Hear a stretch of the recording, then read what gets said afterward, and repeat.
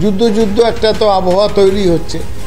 যে আতঙ্কবাদীরা নিশ্চিন্ত মনে ভারতের বুকে ঢুকে আসলো এবং বাধা নিষেধ বাধা ছাড়াই তারা এতজন পর্যটককে হত্যা করলো এবং তারপরে তারা নিশ্চিন্ত মনে এসকেপ করলো, কোথায় গেল? তারা কি বলা হচ্ছে পাকিস্তান থেকে এসে, তাহলে তারা কি পাকিস্তানে ফেরত চলে গেল? অন্য কোথাও গা ঢাকা দিয়ে আছে? তাদের খোঁজ খবর কেন বর্তমান কেন্দ্রীয় সরকার করতে পারছে? এত বড় ঘটনা প্রধানমন্ত্রী নিজে ছিলেন না। প্রধানমন্ত্রী মনে করেছিলেন যে বিহারে ইলেকশন র্যালিটা বেশি দরকার, দেশের আপৎকালীন অবস্থায় এই রকম অবস্থায় সকলের সঙ্গে বসে সলা পরামর্শটা বেশি কম দরকার। সুতরাং এটার গুরুত্বই দেননি প্রধানমন্ত্রী নিজে।